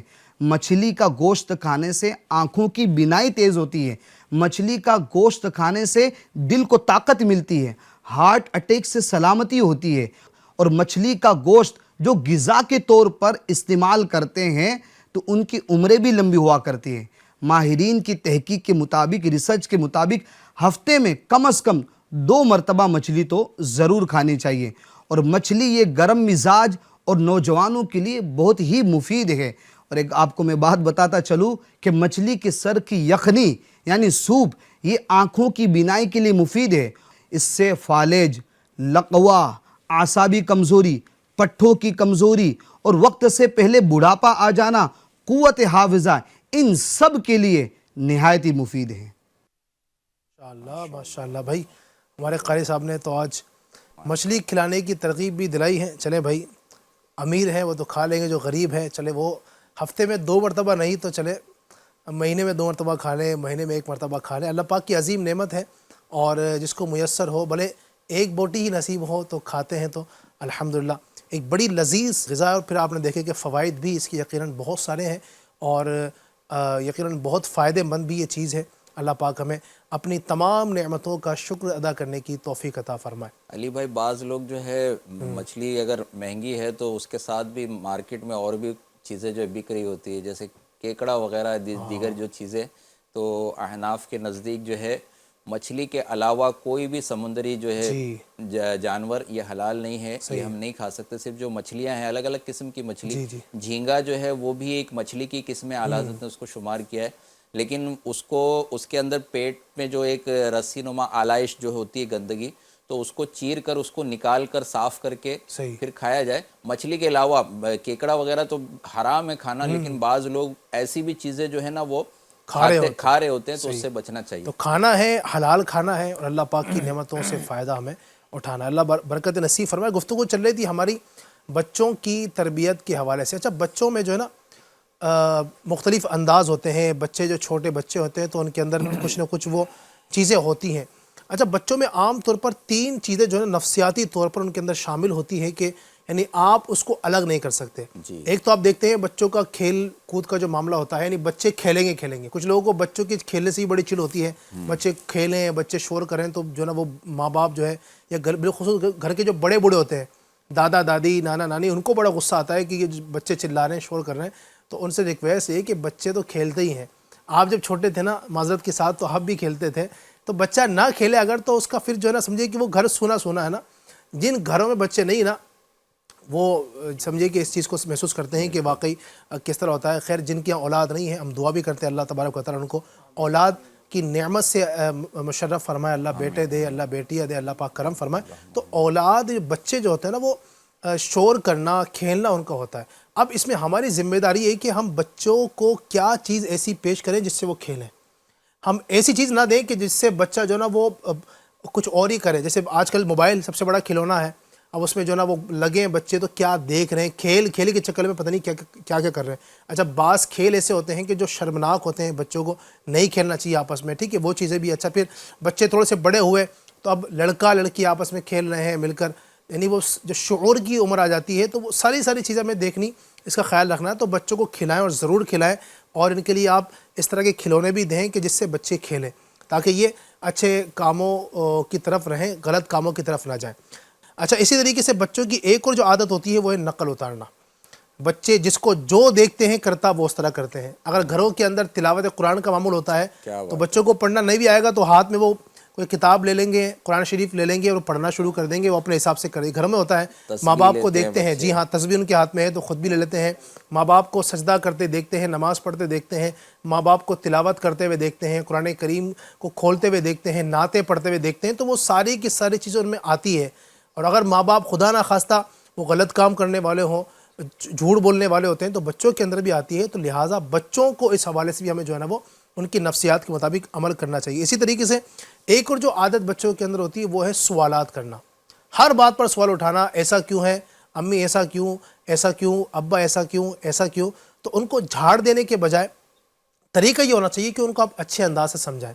اور کوئی چیز ایسی جو آپ کو نہیں سمجھ آتی ہے، کوئی دین کا کوئی مسئلہ ہے، بعضوں کا بھی ہوتا ہے، بچے کہتے ہیں کہ یہ آسمان کہاں تک ختم ہو رہا ہے، یہ زمین کتنی بڑی ہے، ٹھیک ہے، اسی طریقے سے یہ مہینے کتنے ہوتے ہیں، سال کتنے ہوتے ہیں. تو اس میں آپ ان کی اچھے انداز سے دینی تربیت کریں گے تو انشاءاللہ بچے اچھے راہ کی طرف گامزن ہوں گے. اچھا الگ الگ انداز بھی ہوتا ہے لوگوں کا سوالات کرنے کا، اور والدین بعض ایسے بھی ہوتے ہیں. اب وہ ایک کہا جاتا ہے کہ ایک باپ نے جو نا اپنے بیٹے کو ترغیب دلائی، بیٹا کچھ بھی اگر تمہیں معلومات حاصل کرنا ہو تو سوال کیا کرو، اچھا کویشچن کیا کرو، کویشچن سے جو نا معلومات حاصل ہوتی. تو اس نے کہا کہ ابا جان یہ بتائیے لال قلعہ کس نے بنایا؟ تو باپ کہتا ہے مجھے نہیں معلوم. اچھا جو تاج محل کس نے بنایا؟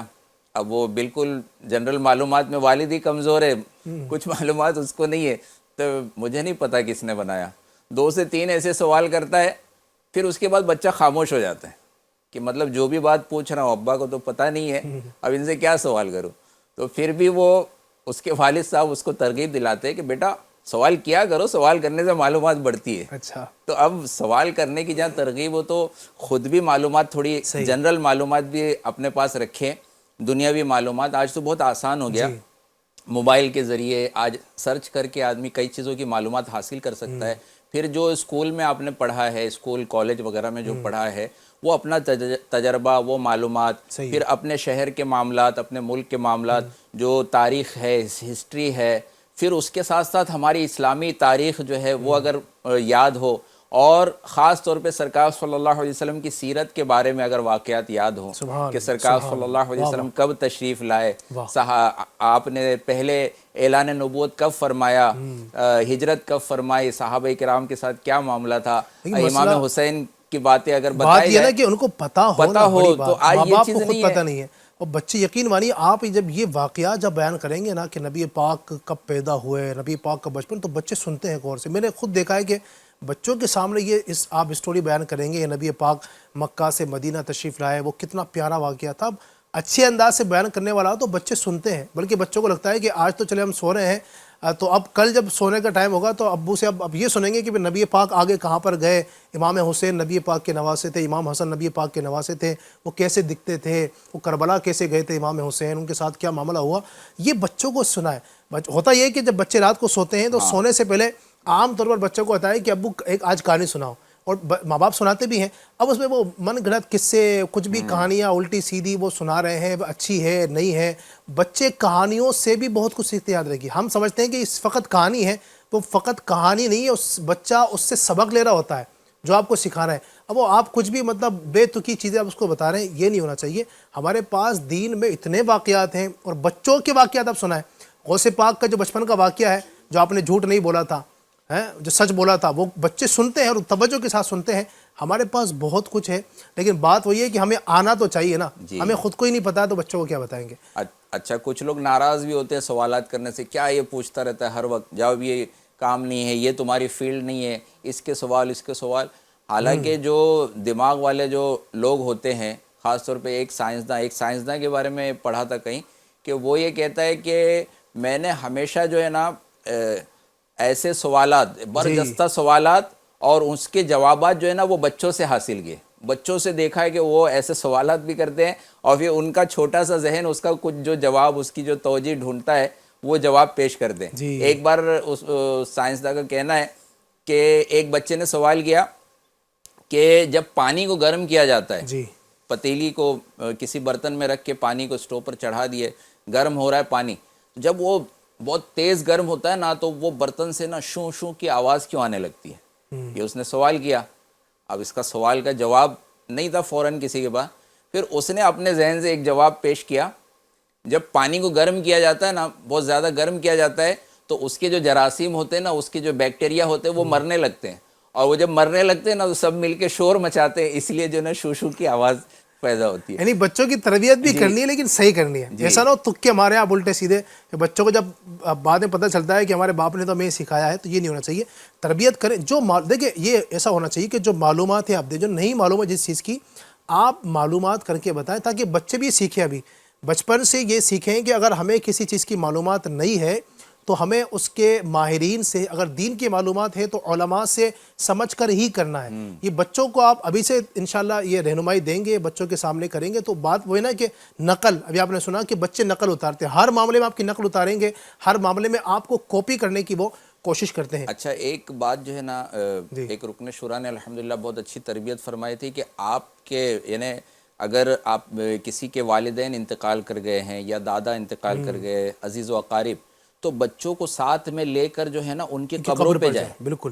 اور وہاں یا اس کے علاوہ بھی ان کے نام سے اپنے والدین جو مرحوم والدین ہیں یا مرحوم دادا ہیں ان کے نام سے صدقہ کریں، ان کے نام سے کھانا کھلائے بچوں کے سامنے. تو بچہ یہ دیکھ کر سیکھے گا کہ اچھا جو گھر سے چلے جاتے ہیں ان کے لیے ہمیں ایصال ثواب کرنا ہوتا ہے، صدقہ کرنا ہوتا ہے، ان کی قبر پر جانا ہوتا ہے. اور یہ تربیت کب کام آئے گی کہ جب آج جو ماں باپ ہے جب ان کا انتقال ہو جائے گا تو ان کی اولاد یہ دیکھے گی کہ مطلب جب ان کے والدین کا انتقال ہو گیا تھا یہ ہمیں ساتھ میں قبر پر لے جاتے تھے، تو یہ بھی قبر پر آئیں گے، یہ بھی ایصال ثواب کریں گے. بالکل. یہ ایک ٹاپک ہی ماشاءاللہ اتنا بڑا بہت وسیع ٹاپک ہے. بچوں کی کئی چیزوں یعنی کئی جہتوں پر کلام ہو سکتا ہے. اللہ کرے کہ بچوں کی تربیت کریں. اچھا بچوں کا خیال بھی رکھیں، یعنی بچوں کی غذاؤں کے معاملات ہیں، بچوں کو دین کی تعلیم دیں. اچھا بچہ بنائیں گے انشاءاللہ تو بچے بڑے ہو کر اگر بچپن سے ہی یہ چیزیں سیکھیں گے، اچھی چیزیں، تو بچے انشاءاللہ بڑے ہو کر اور بہت کچھ اچھا سیکھنے میں کامیاب ہوں گے. اللہ پاک ہمیں برکت نصیب فرمائے. علیہ الصلوۃ والسلام پڑھتے ہیں. اے دین حق کے راہبر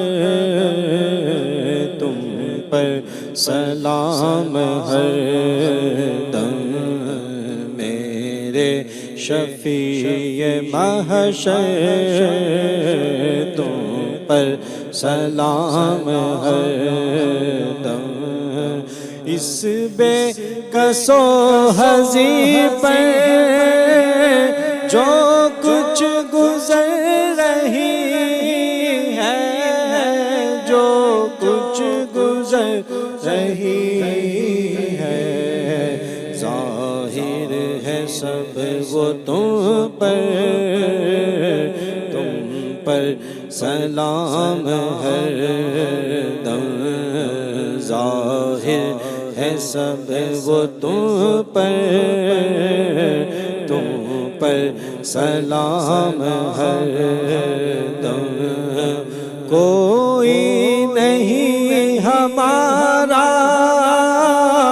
ہم کس کے در پہ جائے، کوئی نہیں ہمارا ہم کس کے در پہ جائے، ہم کس کے در پہ جائے. اے بے اسو کے یاور تم پر سلام ہر دم. اے بے اسو کے یاور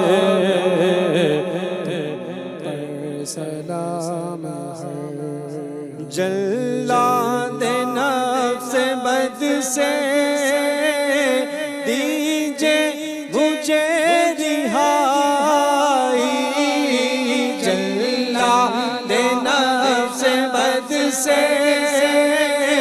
دیجے مجھے رہائی دیجے مجھے رہائی اب ہے گلے پہ خنجر تم پر سلام ہر دم اب ہے گلے پہ خنجر تم پر سلام اپنے غدائے در کی لیجے خبر خدا را لیجے خبر خدا را کیجے کرم حسن پر تم پر سلام ہر دم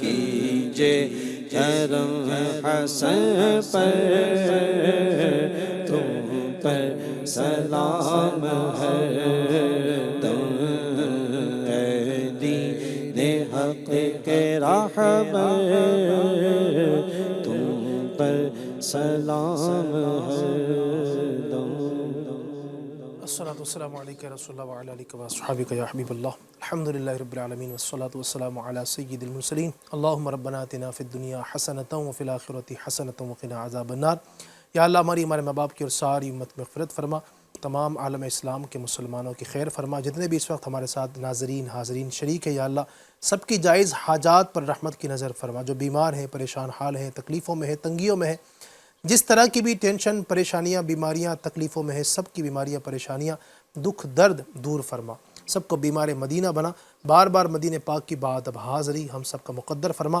اپنی اولاد کی سنتوں اور شریعت کے مطابق اچھی تربیت ہم سب کو کرنا نصیب فرما کہتے رہتے ہیں دعا کے واسطے بندے تیرے کر دے پوری آرزو ہر بے کس و مجبور کی ان اللہ و ملائکتہ یصلون علی النبی یا ایہا الذین آمنوا صلوا علیہ وسلموا تسلیما صلی اللہ علی النبی الامی وآلہ صلی اللہ علیہ وسلم صلاۃ وسلام علیکہ یا رسول اللہ مجلس کے اختتام کی دعا پڑھ لیجئے سبحانک اللہم وبحمدک لا الہ الا انت استغفرک واتوب الیک سبحانک اللہم وبحمدک لا الہ الا انت استغفرک واتوب الیک سبحانک اللہم وبحمدک لا الہ الا انت استغفرک واتوب الیک صلو علی الحبیب صلی اللہ علی محمد برحمتک یا ارحم الراحمین